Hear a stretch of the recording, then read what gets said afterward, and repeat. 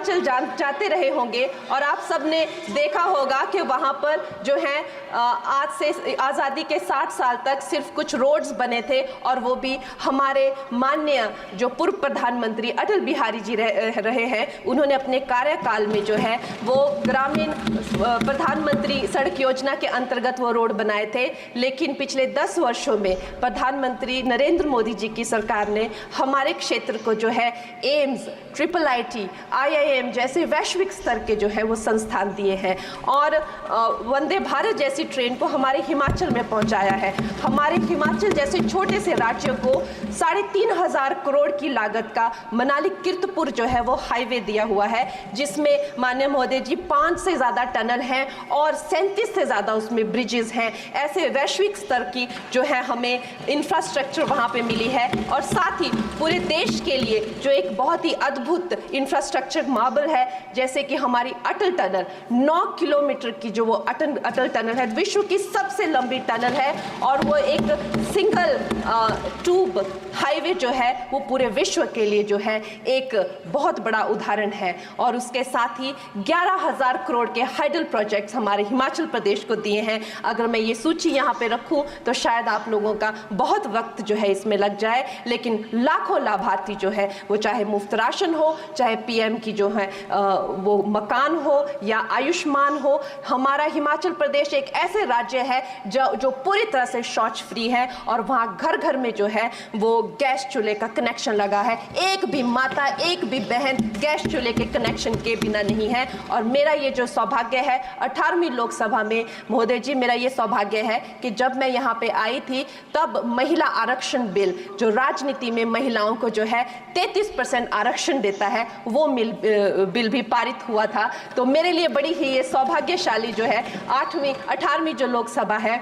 और मैं ये कहना चाहूँगी कि ये जो बिल है ये अवश्य ही एम्प्लॉयमेंट हो या चाहे स्टार्टअप इनोवेशंस हो, चाहे हमारे गरीब और मिडिल क्लास को टैक्स रिलैक्सेशन हो या हमारे जो अन्नदाता किसान हो उन पे फोकस हो। ये मैं इसे होलसम बजट कहती हूँ, और मेरी एक प्रार्थना रहेगी हमारे सरकार से कि हमारे मंडी क्षेत्र में अगर एक इंटरनेशनल एयरपोर्ट हो तो अवश्य ही हमारी जनता का टूरिज्म की दृष्टि से बहुत कल्याण होगा। वो हमें ज़रूर इस विषय में सोचें, और मुझे लगता है ये जो बजट है हम हिमाचल के वासी जो हैं इसका पूरी तरीके से जो है वो वेलकम करते हैं।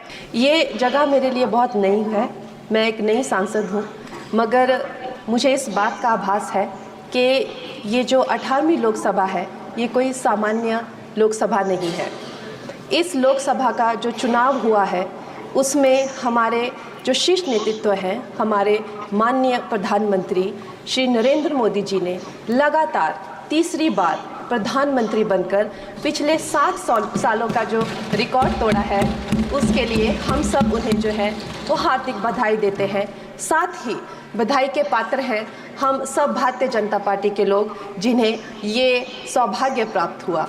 और मैं ये भी मानती हूँ कि हमारे भारतवर्ष की जनता जिन्होंने एक स्थिर, सहज और सफल सरकार को चुना है और एक संकल्प को चुना है, वो भी बधाई के पात्र हैं। महोदय जी, हम सब जानते हैं कि आज से 10 साल पहले हमारे देश की अर्थव्यवस्था का क्या हाल था।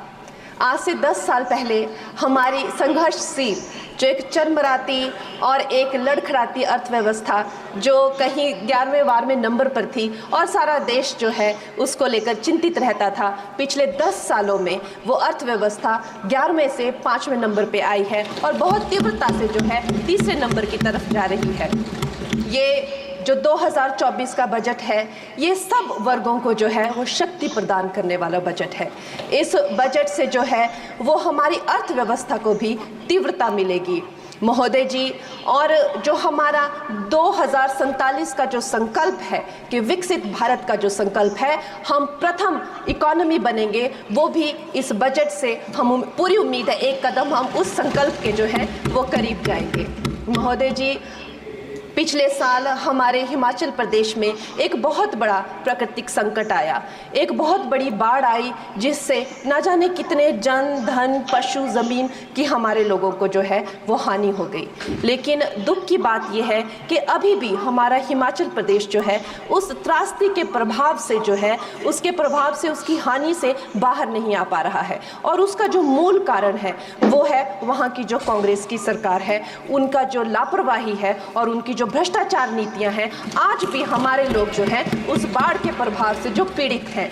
मैं आदरणीय और माननीय हमारी जो वित्त मंत्री हैं श्रीमती सीतारमन जी का मैं आभार व्यक्त करती हूं कि उन्होंने हमारी हिमाचल की जनता के लिए जो है एक स्पेशल रिलीफ फंड की जो घोषणा की है। हम सब हिमाचल वासियों की तरफ से हम आपका अभिनंदन करते हैं और हम आपका आभार प्रकट करते हैं।